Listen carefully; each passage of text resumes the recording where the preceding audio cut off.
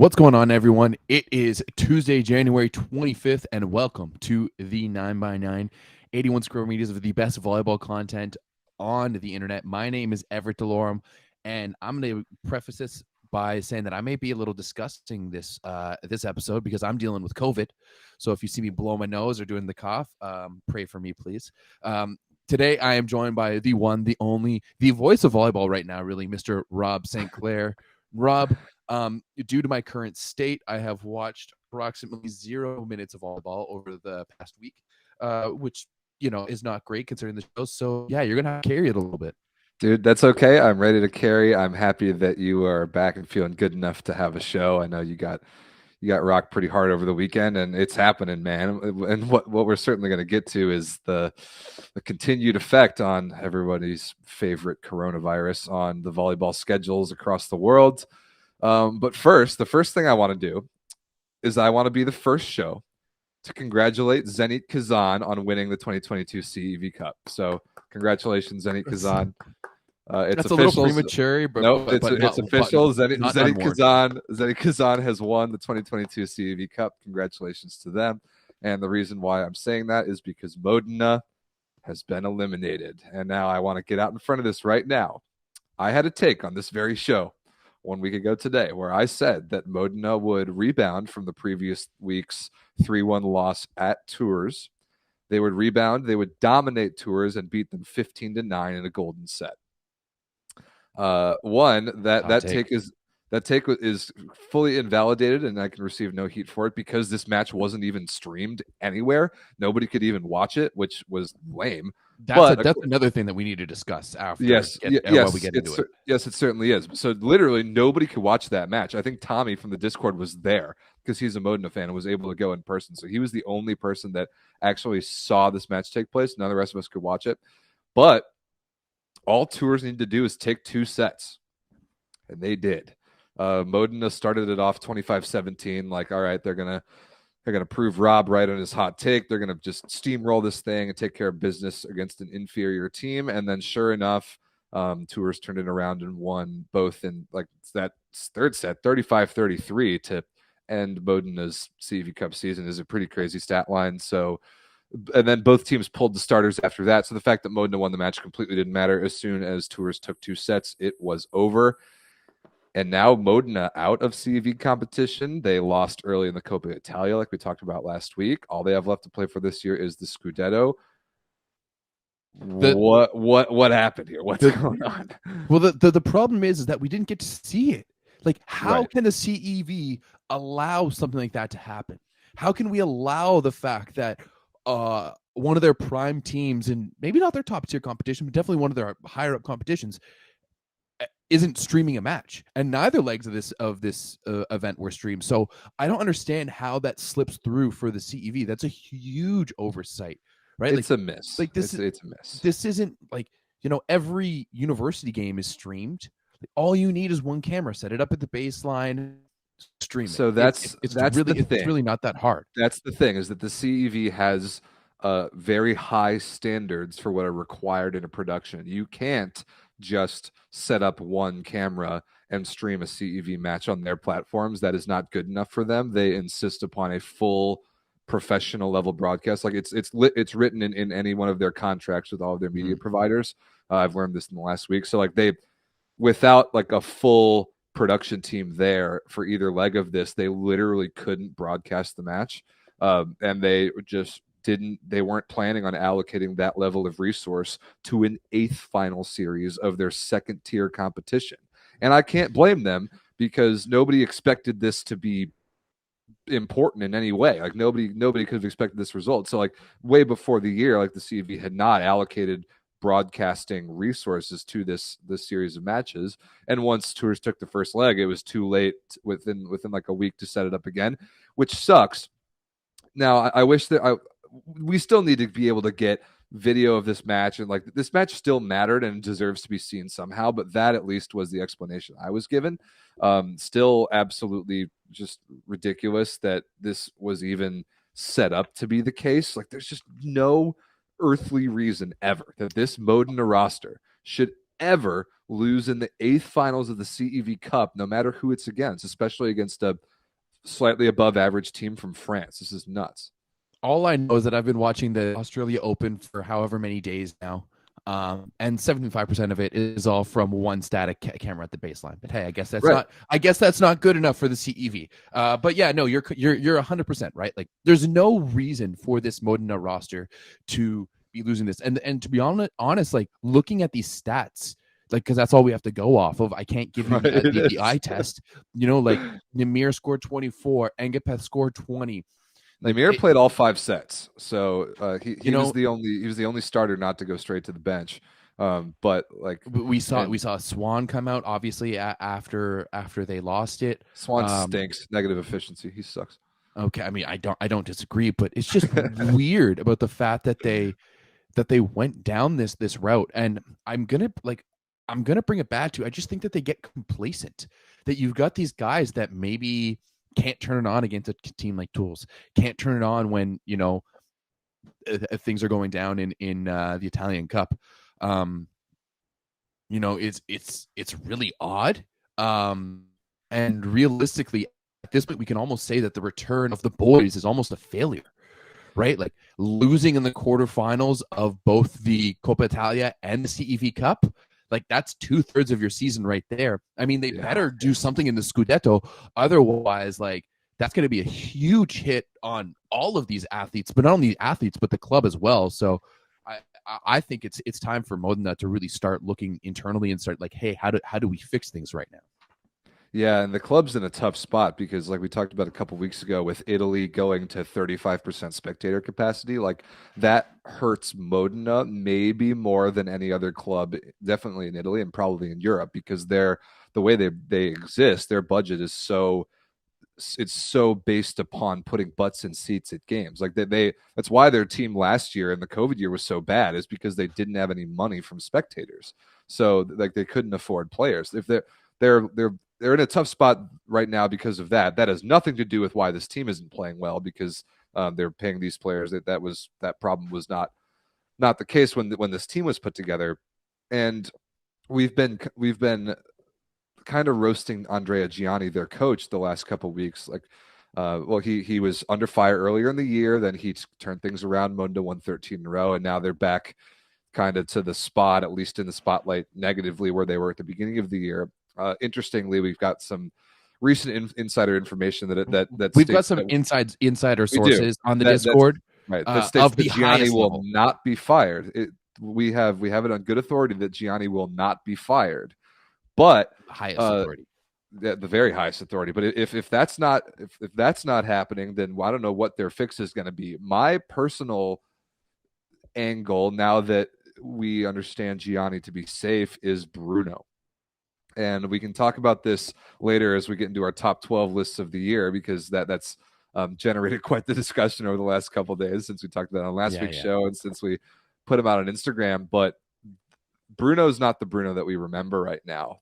He has previously had the ability mentally to put, kind of like in an Osmani Juantorena sort of way, like what he brings to Lube, not just with his play, but with his mindset, leadership, his leadership and his behavior on the court. Bruno used to have that, and has made a career out of taking teams, like putting teams on his back in situations like a CEV Cup match that you have to win, and turning things around and being the catalyst for improving his team, like, single-handedly. And that has totally not happened this season for Modena, because, like, you've all watched Irvin Ingapet, right? You've seen his body language. Like, when things aren't going well, he will never be the guy to resurrect a team's energy by himself. He's going to mope and be a selfish loser on the court with his body language. That's what happens to him when things get tough. Yoandi Leal is not a guy who I perceive to be that sort of player. Nimir, I think, is a higher energy guy, but he's so used to just having to worry about how much he produces that he can't also, like, add the load upon himself of carrying his entire team emotionally. That's part of why the Netherlands is so bad, because he has to do both of those things for them. Like, that should be Bruno's role for this Modena team, and it just hasn't really seemed to happen that way the last couple important matches when it's mattered. Like, they lose to Piacenza in the Coppa Italia. Like, that would be a situation when I expect Bruno to lead them into digging deep and figuring it out. Same thing with Tours. And even though we weren't able to watch this match, and I think we could definitely draw a lot more meaningful conclusions about this if we were able to watch the match. Absolutely. But that's the next spot that I'm looking past the coach. If we think the coach is safe, then I think the setter and veteran leader who's supposed to be doing that for your team just isn't quite doing that right now. Do we think that there's too many cooks in the kitchen? Right? Do we think that there's too many guys who see themselves as the top guy and no one's really willing to take that secondary kind of spot, right? Because between Leal, Engapeth, and Namir, you don't have much room there. You've got three guys who are used to being the guy, who are used to running the show. And now I think that, like, if you look at Lube last year, when you had, obviously Rich Licky was the third guy on the outside, and then you had Monterrena and Leal out there, right? And those two have known each other for so long, back from their Cuban days, that they can have that understanding. But maybe there's that issue between Leal and Engapeth. And then furthermore, I mean, how, like, I want to look at their passing stats real quick. I mean, dude, I looked at them too. They weren't that bad. They're not terrible. They're not terrible. 48% positive, Leal 42% positive, Rossini 47. That's not bad. I think Tours' passing numbers were better, actually significantly better, 53% positive. It goes back to serving again as well, like we talked about last week when we were talking about Modena, is when they lose sets, like, because we're looking at the previous Tours match, which they went to France, lost 3-1, which we also weren't able to watch. We saw a huge alarming number of service errors in the sets that they lost, and they had the same thing here, like the sets 26-24, 35-33. there goes Everett with the cough. You're good, dude. The 5 service errors in each of those two sets that they ended up losing by 2 points is significant, especially when in the second set they had 1 ace and in the third set they had 0. That ratio is not even close to good enough. They had 5 in the 5-set match. They had 20 errors and only 4 aces, and three of those aces came in sets 4 and 5 that didn't matter. So that still continues to be a problem that at least jumps off the stat sheet for Modena. Yeah, serving has been a big issue, especially for a team that serving should be one of their weapons. With, you know, totally. there are 3 outsides alone. You should be getting points. You should be putting teams under pressure. But if you're out there making 20 errors in a match, and the majority of those in the sets that matter, you know, it's not going to come out well. And the other team, you're just not putting them under pressure. But on the flip side of that, Tours missed more, right? They missed 25 serves. So that's one of the reasons why the stat sheet of this match is just sending me for a loop. And once again, we weren't able to watch it because volleyball is a second world sport, or a third world sport almost. You know, hey, TV doesn't matter, streaming doesn't matter. You gotta be able to watch the games. Like, especially CEV Cup, you know, like especially CEV Cup. And like, I understand that the CEV's standards are high because when they do have the top level production, they really do a great job broadcasting matches, and they do it for a lot of them. Huge, like, resource intensive project is like streaming every 4th round game of Champions League, even though like not all of them, almost none of them have commentators, which in my opinion is the easy part. But they have like all the cameras and all the crazy production equipment for every one of those matches. For a CEV Cup match in the 8th finals, nobody will be mad if the production isn't that caliber. People will be mad if they can't watch the match. And I think it's that simple. It can't be worse than not being able to watch the match at all.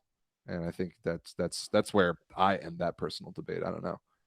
Yeah, no, I fully agree. Right now I'm trying to look at the CEV Cup website is a bit of a disaster. It's kind of hard to find. There we go. Finally. Yeah, especially if the CEV's like, because the CEV wants, obviously the Champions League is the premier competition, but the like CEV Cup and Challenge Cup, if you're not gonna throw any effort at all into this particular match, which is as big of a CEV Cup happening as there's ever going to be in the 8th finals, it is presenting the opposite image than what they want, with them like trying to prioritize Challenge Cup and CEV Cup more. This paints the opposite picture, unfortunately. Yeah, definitely. I mean, I think it's a huge loss for Modena.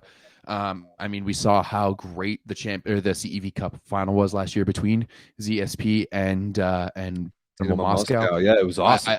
Yeah, we loved watching that. And I was really looking forward to that potential showdown between Zenit Kazan and Modena. But there is still a few good teams left. Like if we look into the, I guess this is what the quarterfinals are now. Still got Skra Beltatov having an all right season. Zenit Kazan's going to be taking on Kuzbaska Marovo, so another Russian team in the next round. And Tools is Kuzbask going to be, isn't good. yeah. Isn't Monza still alive? Mons is still alive, and they're going to be taking on the winner of like a team from Spain or Belgium in the next round. So they're going to be moving on easily to the semifinals as well. So there's still some decent teams, but the way that Zenit Kazan's playing this year, I don't see anyone in the CEV Cup even coming close to them. The only team that was going to be is Modena, and I think everyone here is a loser in this situation because that's the match that everyone wanted to see, and now we're not going to see it. Exactly. That's exactly how I wanted to wrap this discussion up. Is that's the matchup I wanted to see. You had Micah Christensen against his former team. You had Irvin Ingapet against his former team. Like that those storylines were writing themselves, and we were building them up early this season because Kazan isn't in Champions League, and now we don't get that, which is a shame. But again, we want to be the first on this show to congratulate Zenit Kazan for winning the 2022 CEV Cup because I don't think they're going to be touched.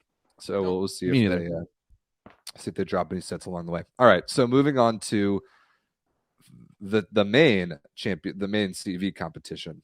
And by the way, I want to get in front of this now while I think about it. This is almost exclusively a men's volleyball episode. Not usually the case on the show. We usually talk about the women as well, but like the women played Champions League last week. There was absolutely nothing notable that came out of that because all the matches were bad. So we're not forgetting about the women. There was just really nothing that happened this week in women's volleyball. So this episode just happens to be almost entirely about the men's. And good thing too, because today, really just today, it was total chaos in the Champions League. Complete chaos. Schedules were changing by the second. Matches were being forfeited. Matches were being postponed. Zhenya Grubenikov was suiting up at the outside hitter in a Champions League match. It was absolutely bonkers. So let's go over. We're going to go over it piece by piece because this is very, very confusing, and it even isn't like you can't go to one place on the internet right now and find all of the information about all these postponements and cancellations in one place. So that's what we have for you here on this show. So I'm going to start off with the matches that were not played. All right. So Hebar Pazardzik of Bulgaria was supposed to play Friedrichshafen. That was going to be, I think, tomorrow. Nobody had COVID in that match, but this match was going to be played in Germany. The Bulgarian government was threatening Hebar with like a 2-week quarantine when they got back, and that would have interfered too much with their domestic schedule. So they just said, no, we're not going to do that. We'll forfeit the match. And like, it doesn't matter. They're clearly a thanks for participating sort of team anyway. So Friedrichshafen takes a 3-0 win by forfeit there. Benfica of Lisbon, Portugal was supposed to go to Berlin and play the Berlin Recycling Volleys. That was tomorrow. That's also been canceled and given to Berlin as a forfeit win. I have no idea the details about that. That's just how it's listed in not even like in the match list on the CEV website, but in the standings. Berlin has been given a full 3-point sweep win. And so that's the only thing that I can pull out of that is that Benfica was the one that had to forfeit. And I don't know any of the details. So hopefully that comes out. And then Khan was supposed to play Perugia in Italy on Thursday, and they, for one reason or another, probably COVID related, and their roster is embarrassing anyway, chose to forfeit that match. So Perugia, Berlin, and Friedrichshafen, all three have taken 25-0, 25-0, 25-0, 3-0 wins. So those matches were forfeit. Zaksa Kedzierzyn Kozle was supposed to host Novosibirsk tomorrow, I think. That match has been postponed because Zaksa has a COVID outbreak amongst themselves. So rather than forfeiting that match, which would have been just brutal for Zaksa's chances to make it out of the pool, they are making it up. It'll be on February 12th. I think that's a Saturday, which is weird because Champions League has not been playing on the weekends. Yeah, a Saturday. So Zaksa Novosibirsk is being played on Saturday, February 12th in Siberia. So Zaksa's punishment for having to postpone this match is having to fly all the way to Siberia again. They already did that and beat Novosibirsk once in this competition, and they were not planning on having to do it twice. But that is I think what Novosibirsk demanded for taking this reschedule instead of a forfeit. So that is it for the matches that are shuffled around this week. There are still 3 matches to be played tomorrow, and there are 3 matches that happened today. Most notably, Zenit St. Petersburg, one of, in my opinion, the best team in Pool D, I believe is the pool that they were in, the pool with Berlin. It was totally a 2-horse race in that pool. No Igor Kliuka, no Viktor Poletayev. Tine Ernout played, but at libero, so we can infer some kind of injury, but we know nothing about it. So the lineup they put out there included Zhenya Grebennikov at outside hitter, which was crazy. It was actually really fun to watch. Like, we've seen Zhenya bounce in hitting lines before. Like, yeah, cool, fun on Instagram, whatever. But he in bounced a one. Champions League match, well, yeah, he ripped one. He ripped one on the right side down the line, which was in rotation 1, which was nasty.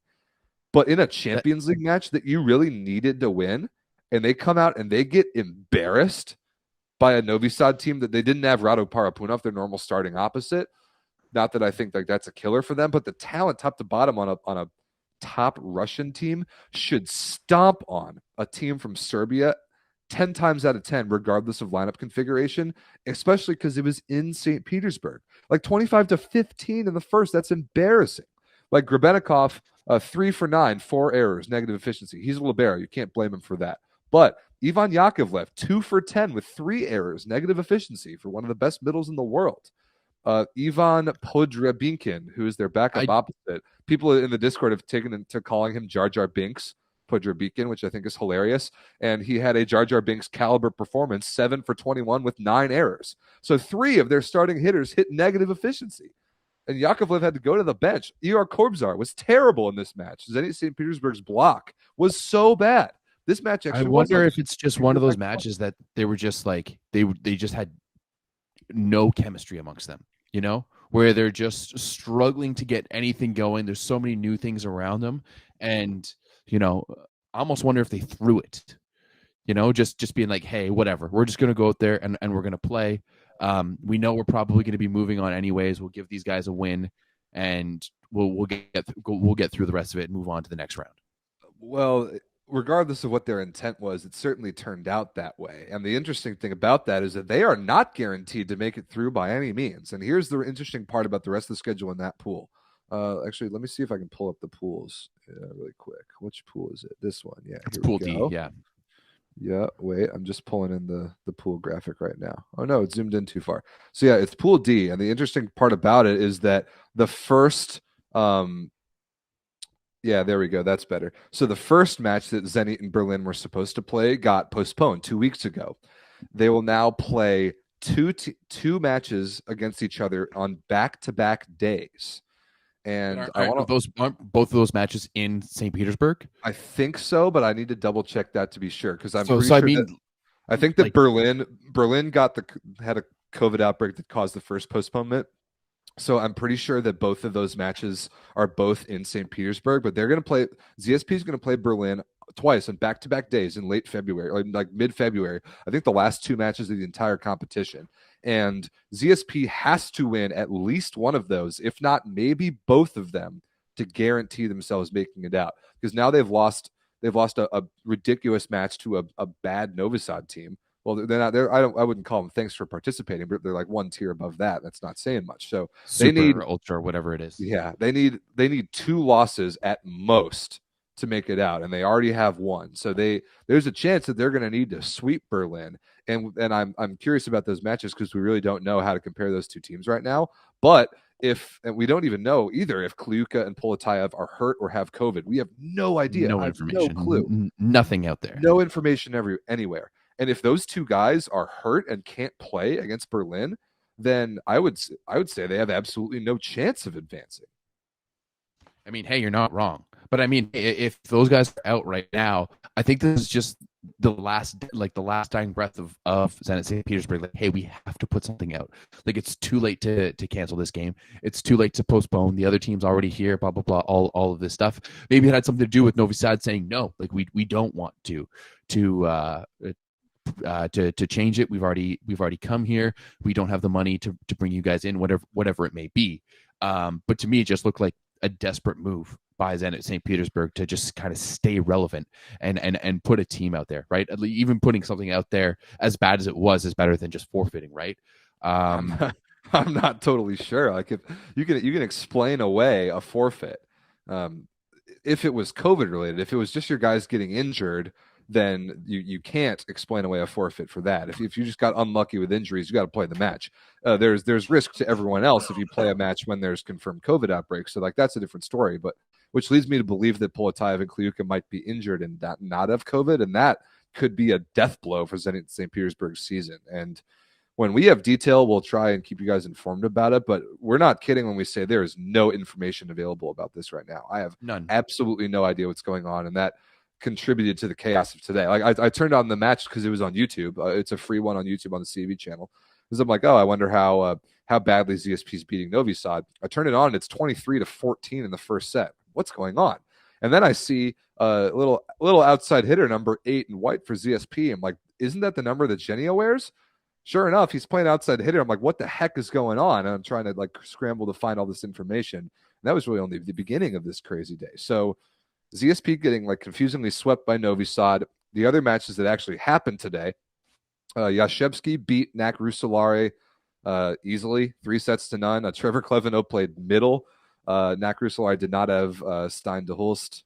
Bald spot power was not in effect, unfortunately. So JW wins 3-0. They're now 4-0, and they're the first team to officially clinch a spot in the quarterfinals, even though I think that when you do the math, after Khan forfeited to Perugia, I think Perugia is also through to the quarterfinals. And then Ziyad Bankasa Ankara hosted Warsaw in Turkey and beat him 3-1. Warsaw now 0-3, which is crazy. Just a terrible outing. Terrible. By Warsaw. Now they haven't gotten to play Maaseik yet of Belgium, who is probably the best fourth place team in any pool in this tournament. So no gimmies there. But their previous match is postponed. They're going to do like a back-to-back thing later in the tournament, similar to what ZSP and Berlin are doing. But Warsaw going up 2-0 on Dynamo Moscow in the first match of the entire season, getting reverse swept, and then getting beaten by Ziyad Bankasa twice and no points. They're 0-3. They're done. It's over. It is not possible to advance with 3 losses. It can't be done. To be honest, I think Warsaw just had no swag karma by not putting Jay Blankenau on the court enough. And yeah, you really need some of that Jay Blankenau swag to be able to move on in the Champions League. No shade to Angel Trinidad de Haro, but he's just not Jay Blankenau. And maybe that's why things aren't going that well for Warsaw this year. Everett, I'm going to pull up some news that you're not going to like. What's that? I think, and I'm pulling up the stat sheet right now to make sure. I think that Jay Blankenau played today. No, he didn't. I'm looking at the stat sheet right now. He came off the bench. Really? Yeah. Ooh, okay. I'm pulling it up because I want to be sure. He came off the bench the first, the third, and the fourth. Yes, he did. So he didn't start at center. All right. Your take remains valid. I thought it would have been hilarious if Jay had played, but yeah, that's a very disappointing. Not to mention like Trinidad de Haro. I mean, I'm guessing they're going to bring in Jay to serve for him. So maybe, like only 1 serve by Jay, but only 10 serves by Angel Trinidad de Haro. So I mean, he's not out there doing anything for his team off the baseline. Clearly not running that good of an offense with this team hitting at a 46%, and their efficiency was terrible. So yeah, I just think that you just don't have the Jay Blankenau karma out there, and that's what we chalk it down to. So to look back to last year, you might remember there was a pool that I think had Warsaw, Modena, and Kuzbas, and it came down to like, I think Kuzbas beat Warsaw like 15-5 in the 5th set of a match, and Warsaw ended up missing out on the quarterfinals by 4 points on the scoreboard, like not points in the standings, 4 like points in a volleyball match. And so like they were heartbroken to miss out. They really should not have. They definitely choked, blew it, and they come back and follow that up with going 0-3 in their first 3 matches. Not a good look from a team that is talented and should be much better than that. So we've got some spiciness in the YouTube chat, and I'm almost questioning if we should bring it up. I don't know if we should bring that up. That would be a way to explain ZSP's performance, but I don't know if I want to give validity to that take because I don't know. I would shudder at the thought. I really would. it's just volleyball's too small and insignificant of a sport in my opinion for those type of hijinks to be For happening. funny business to be Yeah, taking to be place. funny business that involve betting and Oh, things like that. But yeah, enough said. that's something that's interesting and to be discussed in the Discord. So if you want to know what we're talking about, join us in the Discord, and we'll let Ronnie lead the way on that one. Indeed. So Champions League this week, just to wrap it up, 3 matches forfeited, 1 match postponed. There are still 3 matches being played tomorrow. That's Wednesday, January 26th. If you're listening to this, Trentino at Fenerbahce is the feature match of the week. I think that'll actually be very good, and I hope it is because I'm commentating it. So Can I we hope talk it's not about a blow. will my question is will Fenerbahce have their newest edition? Oh, great point. Right, I like almost that's a huge one, right? Dude, I almost forgot to write that in the notes today because it was another Well, I absolute mean, bomb of information that happened today. you did forget to put it in the notes, but then again, like I learned about it 15 minutes before the Yeah, show. I mean, hey, I'll just go ahead and say it, but it looks like please. Fenerbahce has signed one of the greatest setters of all time, Mr. Saeed Maruf from Iran. So that makes things very interesting for Fenerbahce moving forward, especially in the Champions League, in the Champions League realm, because there's no foreigner limit. They can kind of play whoever they want, and if you add Saeed Maruf to that roster that they already have, especially with guys like Hidalgo and Yassine Louati on the outside, like they get dangerous all of a sudden, like real. Also, Syed, Maruf's national team teammate, Syed has been on Fenerbahce all year, but has hardly played. He is back. He'll see his first Champions League action this match. So it's interesting because on today's Tuesday evening, yesterday early morning, I had the opportunity to interview one of my volleyball heroes, Mr. Matt Anderson of the United States, and who plays for Perugia. It was on the European Volleyball Show for the CEV. It was awesome. It was a great interview. We were previewing this exact match, Trentino at Fenerbahce. And so we did it yesterday morning. That video will come out very early in the morning tomorrow.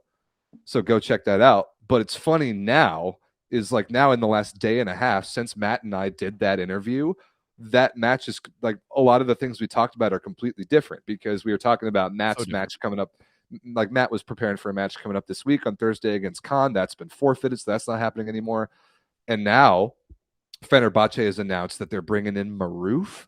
Like that changes everything. And so we didn't get to talk about that when I interviewed him. And now that video is going to come out. And I have no idea if we're going to see Maruf tomorrow. I think it would be insane to get everything processed fast enough to put him out on the floor. But in order for that move to pay off in Champions League, Fenerbahce must win this match. They're 1-2 right now. They lost to Perugia twice. They beat Khan. They have yet to play Trentino. No, wait. They lost to Trentino and Perugia once. They beat Khan. They're playing Trentino now for a second time. They can't lose. If they lose, their Champions League is over. Like their chances of advancing to the quarterfinals are over. So they have to win this match. And it's not going to be easy for Trentino either because they're 2-1 trying to keep pace with Perugia, who they have to play again. So it's kind of a must-win for both of these teams. And if Fenerbahce is going to bring in Maruf, especially for like CEV competition, it's do or die like tomorrow, which is insane. So Yeah, that was absolutely. a huge piece of news today. I'm glad you brought that up. And yeah, I have a lot of fuel for my commentary tomorrow on that match. That is at, I think, 11 a.m. Eastern time on Wednesday. I mean, yeah, looking at this Fenerbahce roster with, as I mentioned, Hidalgo and Louati, and I forget they had Toy Metin on the opposite, who would he's be awesome. He's awesome. I mean, I think he gets overshadowed by the fact that they have Agislud Gumjia, but otherwise, like one of the top opposites, definitely one of the top opposites in Turkey, and low key, I would say like kind of slots in maybe at like a top 15 opposite in the world. So I think Fenerbahce is looking real dangerous, but you're right. It all comes down to tomorrow. Is Maruf going to be playing? Has he been in Istanbul? Has he been training with them? How has this been working? Is he on the way? Of course, this isn't the NBA or the NFL, so we don't know any of these things. So yeah, we don't know anything. We don't know anything, right? That's crazy. So yeah, that match is going to be really interesting. So check that out. That's live on YouTube. So I think they've moved Lube versus Maribor. I think that's happening tomorrow, still scheduled to happen. I think that's being moved to YouTube as well. That's a little later in the day. And then what's the last one? I think there's one more. Dinamo Moscow and Mosaic I think are still set to play. That one won't be that interesting. So 3 matches still tomorrow, one of them being very spicy, and then just everything else is canceled. So it was an extremely tumultuous day of Champions League movement. But yeah, that Trentino versus Fenerbahce match might just lead off our show next week, depending on what happens, because it's going to be pretty sweet. It's definitely going to be a must-watch tomorrow. Probably Definitely the biggest volleyball match we got this week in the world. So yeah, agreed. There's not that much going on. Yeah, I was looking at the Italy schedules and the women's schedules, and there's just not that much great volleyball happening this week or this weekend. This is one that's going to be really interesting, especially if Maroof comes in out of the clouds. That would be wild. You know what I wish we had, Rob? And maybe someone in our community can help us with this, and maybe we can design it. But I'd love if we could create like a website or even just a list of like a daily schedule that's happening, and have all the leagues and have it populated, because it's kind of annoying to just go to everyone and see like, hey, what's playing this week. So maybe someone in our community could help us build something that like pops up and be like, hey, these are all the matches today. These are all the matches this week. These are all the matches this month. It is very difficult. Like the website that I use just for people's resources is called Flash Score, flashscore.com. There's a bunch of like similar that I think are betting based websites, but they have pretty good and up to date like live scores and schedules of all the individual leagues. They don't have it like grouped as what you can watch in one day. But so I went there because I went to the CEV website to try and find some info on these postponements and found nothing. So that was the next place I went. I didn't find much, but that's a resource that's usually pretty reliable for me.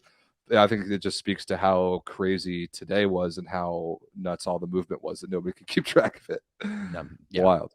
It's tough in the volleyball world. There's not actually a 24/7 news cycle in the volleyball world. Yeah, all we have is this show once a week. All right, so moving on to something that we talked about on last week's show that spawned one of the great rants in the early history of the 9x9. I actually wonder if that rant is what gave me COVID, and that list is what gave me COVID, because it was pretty much, like it says it's supposed to like 2-3 days to germinate. We did the show on Tuesday. My girlfriend did come home from a trip with COVID where she already knew she had it on Wednesday, but no, I think I caught it on Tuesday because of how bad this list was and my subsequent reaction. Oh my god! So yeah, I've went back and listened to that rant so many times already. It was tremendous. So we absolutely went in on this list and then the corresponding women's list. Again, women's volleyball fans, don't hate us. We will make our own women's lists and discuss them in detail on next week's show. So check that out, and then definitely follow Volleyball Source on Instagram when we post those and have the discussions. But Everett and I have made lists of our own because we went in so hard on Volleyball World for making this list that's an absolute joke. It is only fair that we make lists of our own. So Everett, we're going to start with yours. Here are Everett's top 12 men's players for the calendar year 2021. And that's the important thing to note here.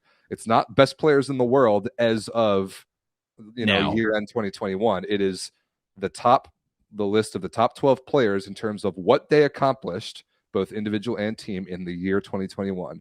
That's the framework here. Everett, take it away. So let me first and foremost, I guess, preface this by saying that this was mostly created under COVID brain. I was literally like, we had a call on, what was it, like Friday night, to kind of discuss it, and that was literally as things started going downhill for me.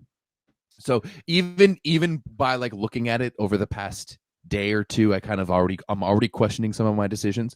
But we can kind of it's further down the line, not at the top. First and foremost, Irvin Engapeth is my number one player of the year. He didn't have a great club season with Zenit Kazan, hasn't had a great club season with Modena, but how can you deny the Olympic MVP? Solely for that. He won the Olympic MVP. I think he was a much larger part of the win for France than Antoine Brizola was. Led scoring for France at the Olympics. I think he was second overall for scoring at the Olympics. He's Irvin Engapeth. He's always noteworthy. He's always topical. He's like the Antonio Brown with slightly less controversy of volleyball. You got to give him respect. So Irvin Engapeth at number one. One of the most egregious leaves off this list had to be Namir Abdelaziz. First of all, what was he, like one of the top scorer in Super League in the calendar year of 2021? He was the top scorer in Super League. Going Hands, back to Volleyball World's list because I didn't even realize that they forgot about him. That right? absolutely blows my mind. So Oh my not god. only that, not only was he top scorer in Superliga, helped incredible Trentino team helped the Trentino team make an incredible run from the qualifying of Champions League all the way to the finals. Yes. Led was the top scorer in all of VNL. Right, obviously didn't get a chance to go to the Olympics, but still, like, how can he not be on your list when he's topping all of these top level competitions? Namir Abdelaziz at number 2, number 3, Luciano De Checko. Hard to argue with that. Massive year with Lube, won the Scudetto, decent run at Champions League, led Argentina to a historic third place at the Olympics. You know, like making a guy like Bruno Lima the top scorer at the Olympics. Nothing, no shade against Bruno Lima at all That's medal worthy right whatsoever. there. But, like, that's 100% the ability of Luciano De Checko, right? Cooper Cup is not what he is this year without Matt Sanford. So Bruno Lima is nothing without Luciano De Checko. Luciano De Checko at number 3. At number 4, I've got Wilfredo Leon. Now, a lot of people, including you, would kind of disagree with this and be like, why? Why is he so hot? But hey, he was still the second top scorer on a Perugia team. He still dragged that Perugia team all the way to the finals. I mean, let's look what they had around him. They had Travis Really to did just give drag him. them. Like, he put that team on his back so much more than, like, that was like watching LeBron and the Cavaliers in his first stint of the Cavaliers. You know, like, It's actually exactly like that. He dragged a very bad team to the finals and lost to a team that was better than him. That Perugia team last year, now that I look back on it, may have been the worst team ever to make the finals of the Italian league. Like their roster top to bottom was bad. They had that horrible problem with opposite last year. They had just a walking garbage can setting the offense. They had their second middle was a complete non-factor, but they had Wilfredo Leon and he carried them. So I don't disagree with that pick at all. He's a little further down my list, but the fact that he was left off of this list right here really sent both of us into an absolute tailspin last week because regardless, like independent of this list, because this is only about 2021, Wilfredo Leon is the best player in the world. 100%. Don't be forgetting that. He's the LeBron James of volleyball, right? Doesn't matter if LeBron's having a rough year with the Lakers. He's still the best player in the world, right? Moving forward, Alessandro Micheletto, we've talked about it before. He is the unicorn. He is the future of volleyball. Massive year with Trentino. I mean, no one could see it coming. Relegated Dick Coy to the bench. Who would have thought, right? Massive run with Italy at the Euro Volley. They win it. He's the MVP. Then he goes on to win the U20 World Championship with Italy again. He is the future of volleyball. He's done amazing things with Trentino already this year. Massive. Number 6, Robert Landy Simone. I mean, we were looking at it earlier. He is second right now in Champions League scoring, and that's out of the middle. I mean, yeah, like, let's put a knock on him, the fact that he plays for Cuba, and Cuba isn't in any competition just because they get too much. They spend their time getting beat up by Canada, and he's still as you said last week. Not only is he a top 3 middle in the world, but he's a top 5 player in the world. He's so dominant. He's whether it's from the baseline, whether it's blocking, whether it's attacking, you need to key on him. So he has to be in the top 10 at the very least. Next, I had Pavel Pankov. Pankov. Now, this one was mainly due to, if you go to the Volleybox top players of the world, he was ranked number 2 on their list. And I thought Pankov had a phenomenal year, right? He did. Like I think people forget that Russia got second at the Olympics, right? People do forget that. Like they still had a fantastic year. He's still, like, for so long. How long have we seen? Like, it's been since Buko was good that we've seen a good setter for Russia. So Pavel Pankov is the next one. I mean, he won the CEV Cup with Dynamo Moscow. They won. And was the MVP as a setter, and then they mopped the floor in Russia domestically. That was really one of the great club seasons by a setter that I personally have ever seen. It was amazing. Yeah. So Pavel Pankov has to be in there. Likewise with Ivan Yakovlev. Yakovlev, as Dan from 5-1 says, he's your favorite middle's favorite middle. And that's exactly what he was last year. He was absolutely dominant, hands down one of the players in the world. And not only for Dynamo Moscow, but also for Russia. Next up is Lucarelli. Lucarelli, massive year with Trentino, started really bad. We were really, really tough on him in the Discord, but turned things around. And I mean, hey, Brazil went all the way to the finals at VNL, right? They won VNL, right? So they were there. The only real blip on his year, or Brazil's year in general, was the Olympics. And I mean, hey, shit happens at the Olympics.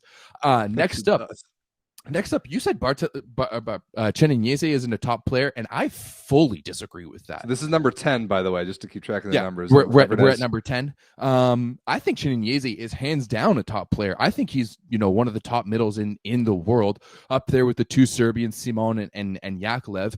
I think one of the biggest holes that we're seeing with Vibo this year is Cheninese. I think one of the brightest spots for Milan has been Cheninese. So I definitely disagree that he's not a top player. Bruno is on this list. Kind of regret that one, I won't lie. Especially since last week I said it was questionable that the volleyball world has 3 setters in their list, and I go out and put out my own list with 3 setters on it. The bottom of this list was very much this is very much COVID brain, because we did our list and we were going to be releasing it much sooner, but I was in no state to be thinking at all. And Rob was pestering me for days with it as I with COVID, and I just kind of put it in there. So I brought in Bruno Rezende. He did win the Brazilian Superliga with Brazil, so there's that, and then obviously a VNL title. So there's, even though he's not necessarily supposed to be there, like, he still did good things, and he's still Bruno. And then finally, rounding it out, I had to put a libero, and if I could redo it now, I would put in Balasso instead of Grebennikov. Balasso was massive for all of his teams, and he's one of the top rated players on the Volleybox rankings, and he was winning top libero awards at multiple championships. So yeah, I think I would have put him ahead of Grebennikov, who had a questionable season with Modena. It was really just him and his team was bad. What do you want him to do? He's a libero. Like, how much can he do? And then he wins Olympic gold. I agree with Grebennikov being the top libero on the list, for the record. You'll see mine. Yeah. Although I do think that Balasso was better this year. But yeah, hey, he was one of the best players for Modena last year. Helped France win an Olympic title. So yeah, I think Grebennikov has to be on the list. Honorable mentions, we've got Facundo Conte, played for Sada Cruzeiro last year, had a fantastic Olympics. Bruno Lima, as I mentioned before, because of his fantastic Olympic performance. Kamil Semeniuk, who has so far leading the Champions League in scoring this year, which is throughout most of 2001, led them to the Champions League last year. We got Ben Poniuti, of course, and Zatorsky, both those players who played for Zaxa as well. So that is my top 12 list. What do you think, Rob?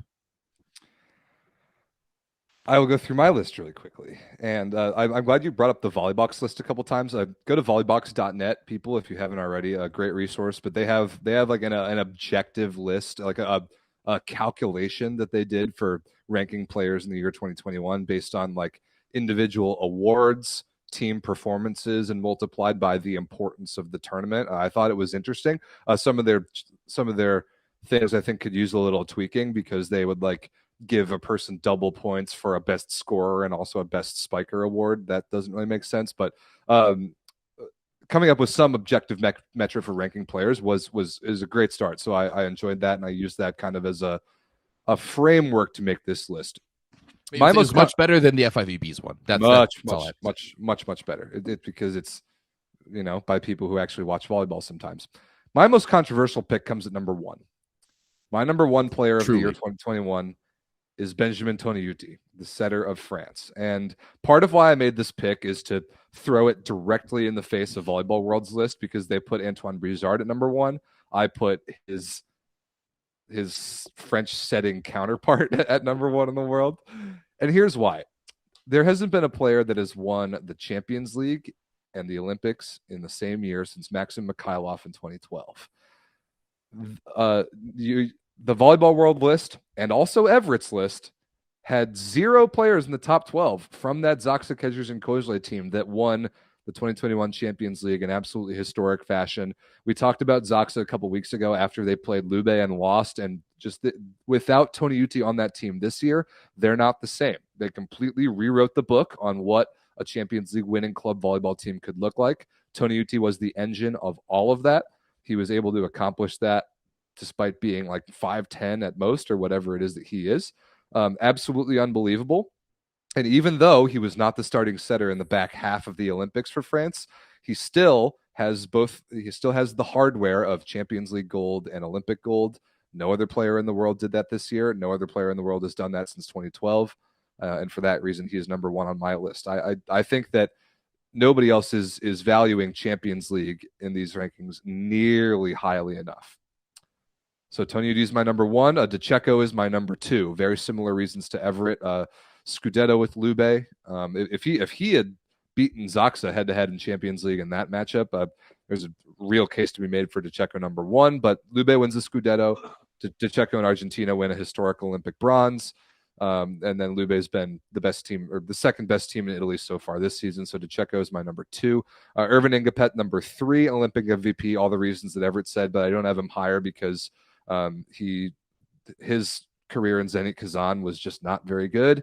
And for Modena this year, we've already discussed Modena enough on this show. So for club, there just wasn't that much for me for Ingapet. However, his contributions to the Olympic gold medal can't be overstated, even though I think that Jean Patry deserved the MVP of that tournament, for the record. My number four player in 2021 is Namir Abdelaziz. Exact same reasons Everett said. I think you had him at four also, right? Oh, you had him at two. I had him at four because he didn't win anything. If Trentino had won Champions League, he probably would have been number one for me, maybe. But second in Champions League with Trentino, third in the Super League. By best player by far on a bad national team. Namir cemented himself as perhaps the best opposite in the world in the year 2021. And even though he didn't win anything, he deserves a very high spot. Perhaps. I will argue Maxim Mikhailov to the ends of the earth in that discussion. So that there still is an argument to be made, but Namir is way up there and deserves a top spot on this list. Alessandro Micheletto, number five, was, we already talked about him. At age 19, he was, a starter on a Champions League second place team, a starter on an Olympic team that. They got fifth. That's not great. He won Euro volley. He was the MVP at U20 World Championships, and he's in the last 12 months he's become one of the best players in the world, seemingly overnight. He's unbelievable. He deserves that spot. Robert Landy Simone, number six, is the prime Dwight Howard or the Shaquille O'Neal of volleyball. He's truly a top five player in the world in general, just in terms of 2021 accomplishments. He did absolutely nothing on the national team. So despite his unbelievable seasons with Lube, he is at number six for me. Number seven is Wallace de Souza. I don't understand why people aren't talking about this guy. In terms of Brazilian players, he had by far the best year. He had a forgettable club season with a Turkish team going in. Yeah, that's what I'm going to cut you off here for a second. MVP of VNL. He was the MVP of VNL. The reason why they won that tournament was because Wallace was unbelievable in the playoffs. And he won a club world championship with Sada Cruzeiro, beating Lube and Trentino, which is a tournament that nobody has talked about in any way. And I believe that Sada Cruzeiro, those two Sada Cruzeiro wins over Trentino and Lube head to head are important.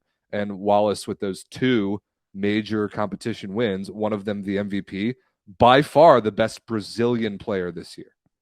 I think, first of all, maybe we tend to overvalue Brazilian players when they're playing within the Brazilian system, right? And we can use Uncle Mo and a superstar Douglas over there in Vibo as the perfect example. And last year he had a very forgetful year at Sport Toto, not even winning anything in Turkey. They won the Turkish Cup, and he was the MVP. Okay, they won the Turk Cup, but they didn't win the league, right? No, they didn't. Where are we getting off here that Wallace de Souza had a fantastic year? And yeah, you want to talk about winning Sada Cruzeiro. Ronnie is spanning the chat right now for one player that we've forgotten. Hey, I think if we do a 2022 list, that list might be very different and have this guy on it. But I think, Miguel Lopez, the Cuban phenom, has something to do with that, maybe a little bit more than Wallace de Souza does. I don't agree with that at all. And again, Lopez is Cuban and did nothing on the national team this year. If He they didn't have the start, chance to, and that's why I'm saying for that's on him. 2022, I think he's going to be one of the guys. But yeah, the only guy on this list that I'm questioning for you is Wallace D'Souza. I Nope, think that one. I'll absolutely defend that. He had the best year out of Brazilian players, and I will not accept arguments to the contrary. He was the MVP of VNL. He was the best player for the team that won that tournament, and he won a Club World Championship. Other than that, there were no other guys, no other Brazilian players, especially not Bruno. Lucarelli, maybe you could argue, but Bruno, no chance he belongs on this list. Lucarelli did not accomplish as much as D'Souza did, so Wallace is my pick at number 7. Wilfredo Leon is number 8 for me. We already talked about him. He carried the absolute shell of a bad Perugia team to the finals last year. But for Poland in the Olympics, they were extremely disappointing. In Eurovolley, Poland was extremely disappointing. And then his last chance to win anything in the year 2021 was the Super Cup in Italy, which Perugia lost to Trentino in the semis. So the only reason Leon isn't higher as the best player in the world is because he had 0 wins. He had no trophies in the year 2021. And a player of that caliber, I expect to have some. Simone Gianelli is my pick at number 9. He had, I think, so I already have 3 setters on the list. I had Tony Udi 1, De Checko 2, and then now I have Gianelli number 9. Great with Trentino last season, second in Champions League. Great with Italy. He was the MVP of Eurovolley, not Micheletto, for the record. Right. I did make that mistake. That was Gianelli. He was also the subject of the biggest. He was the biggest off-season move in all of club volleyball this summer. And his move to Perugia is, well, part of that is considering how big of an upgrade he is over Dragan Trashcan. But the start of the season that he has had, and now Perugia hasn't won anything yet, so that's why he's not even higher on my list. But based on the eye test, the way that Perugia team is playing now with Gianelli versus what they were, or even what they have been like this year when Gianelli got COVID and we had to see Travica again, who was just so bad. The difference that he makes is unbelievable, and that's why he's number 9. Zhenya Grebennikov is number 10 for me. Yeah. Can I interject? If I could make one change to my list, I would take out Bruno and I would add Gianelli in and put him way up.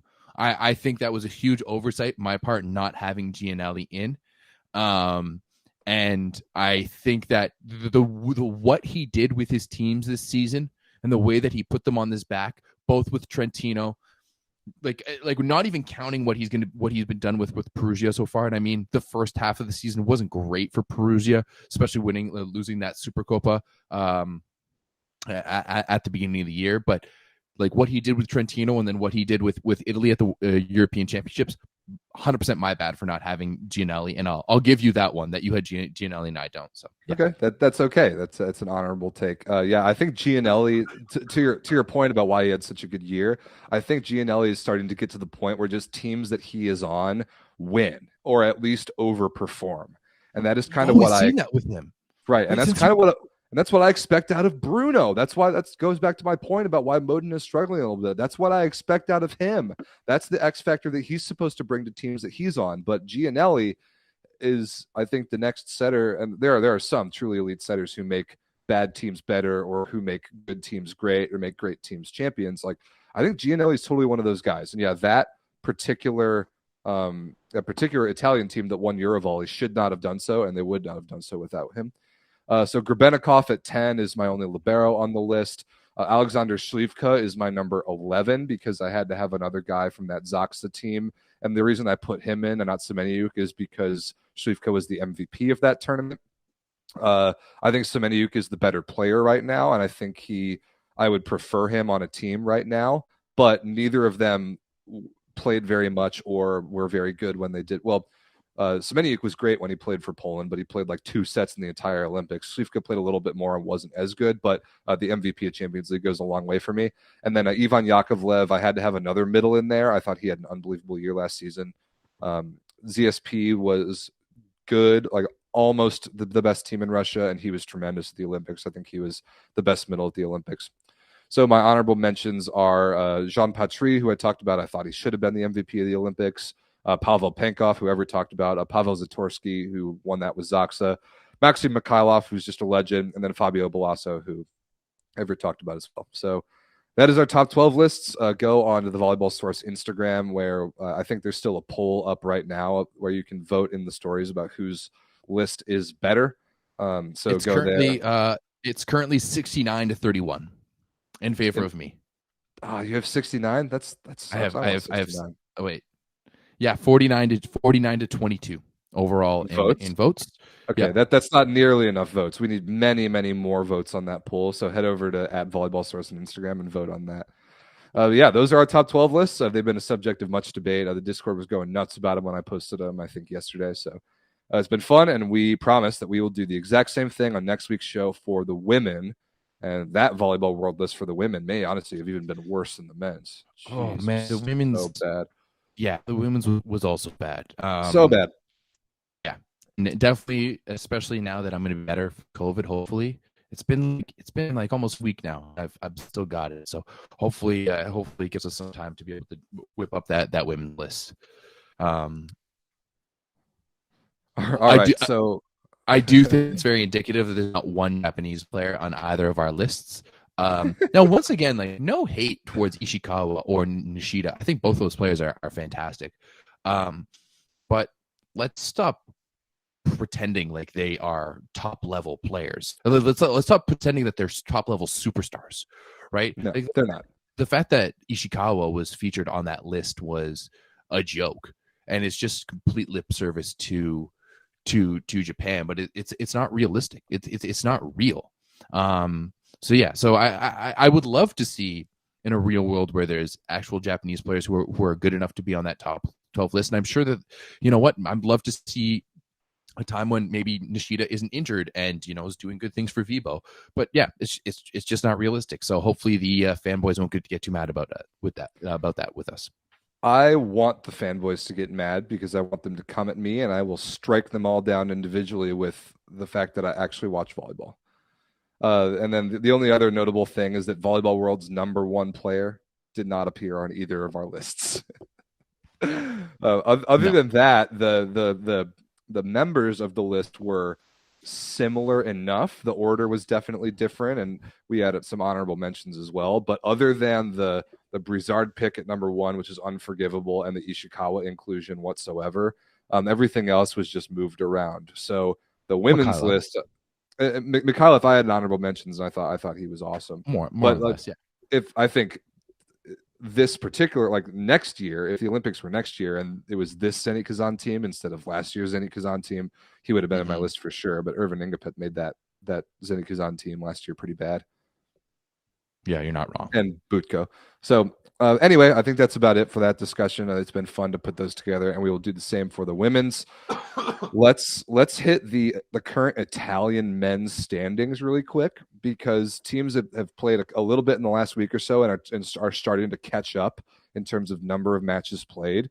The most notable thing that jumps out to me is Monza dropping all the way down to 7. They are 8-8, despite having played a full 16 matches, which is more than anybody else that's even close to the top of the standings. Piacenza is also 8-8, but has many more points. Monza is behind Milano. Milano has played 2 less matches, and Milano's in 6th place over Monza right now. And Monza, without Jurgi Grozer, who's been out for at least a month with, I think it was a quad muscle issue that he has, they are terrible without him. So bad. They got absolutely embarrassed by Lube Civitanova over the weekend. That match was not even close. It was almost like hour in a shower territory. So Monza without Grozer is slipping dangerously down the standings all the way into 7th. And so Milano into 6th, despite having only played 14 matches, is pretty good for them. And then the only other thing is that, well, Perugia looks incredible at the top, but the separation between Vibo is looking more and more like they're going to get relegated. The more matches that are played, they look more and more like they're going to get relegated. The standings show it right now. I mean, that's a terrible situation for Vibo to be in, right? The fact that they had that good of a season last year, they had some of the highest, the biggest, sorry, my COVID fog right now is messing me up, but some of the biggest signings in the off season, bringing in 3 Brazilians and Nishida, and it just hasn't really come together. The fact that Toronto is ahead of them is absolutely laughable, and I really don't see them coming back from it, right? I don't No, see I don't either. like you didn't do enough to your roster bringing in guys like Nelly and Frome to change things up to be able to do anything, right? The reality is you just picked up a couple of rejects from Khan, and Khan has gotten better since losing those guys, right? They're actually on a 3-game win streak, so I don't want to hear any more of this Khan over there, Rob St. Clair. Khan But does yeah, suck. Still true. I mean, hey, they're no longer in the basement of the LNV anymore. So Well, obviously, yeah, they did what they're trying to do and not get relegated. That looks to be mission absolutely. accomplished for Khan right now. It does not look to be the case for Vibo. I don't feel bad for Vibo at all. I think they did this to themselves. They put together a 100%. phenomenal team last year that really overperformed, and instead of keeping literally any of those players, Chinese, DeFalco, Rossard, all unbelievable. They let all of them walk. Now they're all having great seasons in their respective teams. They bring in 2 Brazilians, one of whom left midway through is an absolute dumpster fire, and then Onkomo is a waste of space. Flavio's been the only bright spot for that team. They brought in Nishida to try to get YouTube clicks.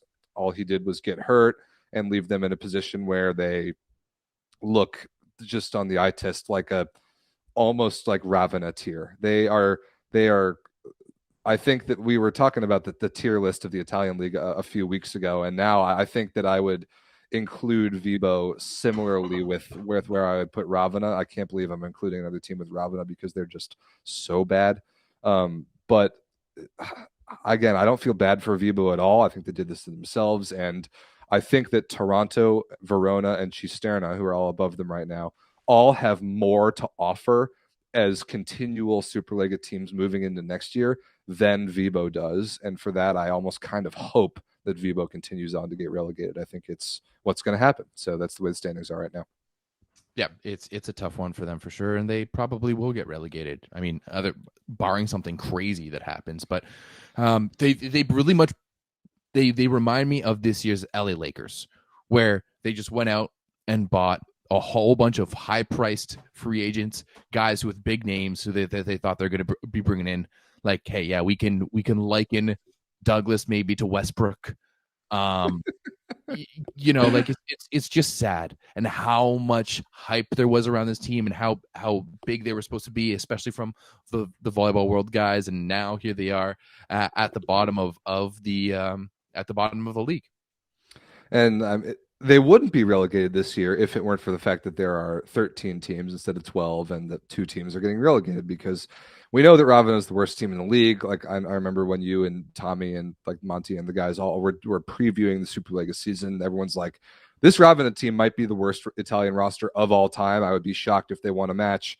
Here we are, they're 0-12. So teams having played like a mixed bag number of matches so far. Remember that there are 24 regular season matches per team.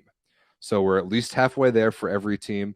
A couple of teams that have played 16 matches, that's the most. Like there are only 8 matches left in the regular season. Italy, we're starting to get down to it. And yeah, Monza just free falling down the standings is definitely concerning without Grozer. But that's about all I have for Italy. Yeah, that's definitely all I've got. Cool. Okay, some volleyball that you can watch this weekend, because honestly, I looked across Europe and there really wasn't that much. Trentino Fenerbahce tomorrow will be unbelievable. I agree with Everett that's a can't miss. You just absolutely must watch that match. But the VLA is in action this weekend, and if you liked what you saw about a week and a half ago now in Indiana, this will be a serious step up. This is a 10-team tournament, the VLA West Division Cup. So you've got all 3 West Division Tier 1 teams, the SoCal Rising Tides, Phoenix Ascension, a San Francisco Sport Connects, and then 7 teams from Tier 2. Ruckus is unbelievable. They won the VLA Cup last year. Imi Ola from Hawaii is Ruckus's B team. They're really good too. And then a handful of teams from literally all over the country. We did an episode of Around the VLA last week where we went over all of their rosters in detail. It was a really good show with me and Vince, so I highly recommend checking that out. We also went over the format of this tournament. So the keys for all of you who want to watch and follow along with it, definitely follow the VLA on Instagram at VLA Volleyball. But this is a 2-court tournament, 3 pools, all streamed on YouTube. The production quality is going to significantly increase, which I'm very excited about. Significantly increase. But the key is that only a select few of the matches will be streaming on YouTube for free, like live public to everyone. The rest will be only for members of the VLA YouTube channel. Fortunately for you, if you want to become a member of the VLA YouTube channel, it costs you a whopping 99 US cents per month. Okay, I can do that. So if you want to watch every match from both courts of the VLA West Division Cup, and this will be the same thing for all the VLA Cup tournaments, if you want to watch every match from every court, you can become a member of the VLA YouTube channel, pay us $1 $1 only, and you can watch every match from every court. The production quality I'm very excited about. The matches will be tremendous. So we'll have 2 matches Saturday, 2 matches Sunday that are live for everybody, including the finals on Sunday evening. But every match in between is going to be really good. And if you don't want to miss any matches, become a member of the VLA YouTube channel. Other than that, for more detail, check out Around the VLA that we did last week, and then find the VLA on the website and on Instagram. But this tournament's going to be really cool. The West Division has a case, at least Tier 2 included, has a case for the best division in volleyball. I mean, you have California is the most volleyball-rich area in the United States for sure on the men's side. So the rosters are really solid for this weekend. You've got a couple guys that are using this as a tune-up event before they go and play that Indian Pro League they're leaving for in a couple weeks. So some big names there. That'll be cool. So yeah, check out the VLA West Division Cup this weekend. It'll be pretty much all day, Saturday and Sunday. That's great. I'm looking. I'm guessing you won't be there. You're not going to be commentating. Sure as hell I am. Oh, you're going to California? Yeah, I'm going to every single tournament this year, except there's one weekend where there's 2 events at the same time. I will be there. I'm flying to California on Friday. I will be there, and you'll hear my voice all weekend long. Yeah, I'm very excited about the production. You guys will enjoy watching it. Awesome. I'm looking forward to it. There's one thing that just I do want to touch on.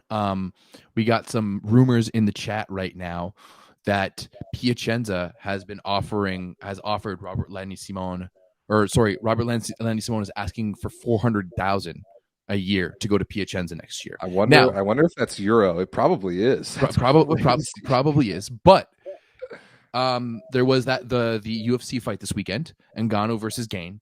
Ngannou won, and there's controversy now because for winning that match, for getting punched in the face multiple times as your job, he only won $600,000. So, and the other that has to go to his coaches, his trainers, all of that. So he's not getting $600,000. So kids, if you're out there, you could make more money as a volleyball player than as a UFC fighter. Let that sink in. Could you think that's a possibility? Like, I thought we were one of the lowest paid sports, but this guy's a friggin', heavyweight champion, and he's getting knocked in the face, and he's only getting $600K for it.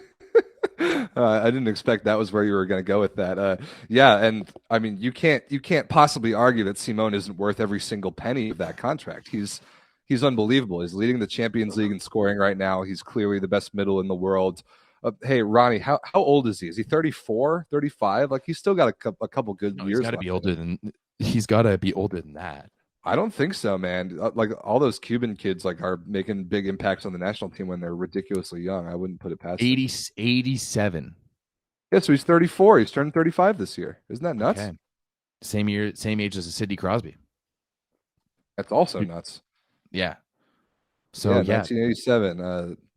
June of 1987. He's clearly not slowing down anytime soon, right? No. So if Piacenza can bring him and De Checko back like the glory days, but I don't know.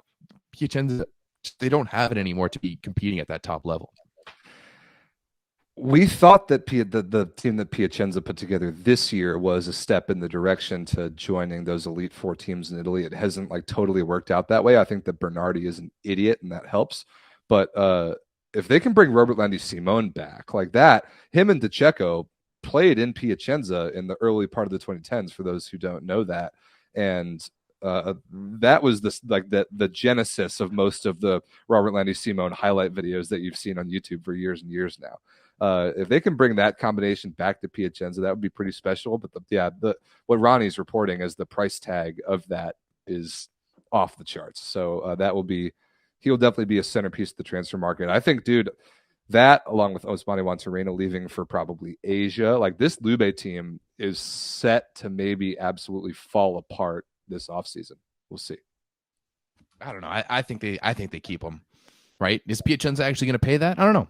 And still, they still have Yant, they still have De Checko, they still have Lucarelli. Like, I don't know. Lube is Lube, and I don't know if they're ever going to fall off the table like that. I don't know. We'll see. It'll be a fun off season, but I don't like talking about the off season during the middle of the season because that's not how we do things in North American sports. Yeah, you're right. As we've talked about many times on this show. Yeah, exactly.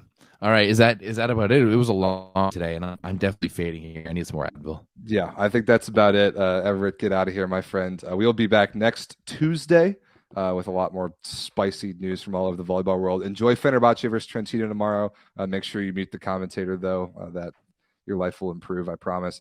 And enjoy the VLA this weekend. And yeah, we'll see you next week. Thanks for watching. Have a good week, guys. Peace.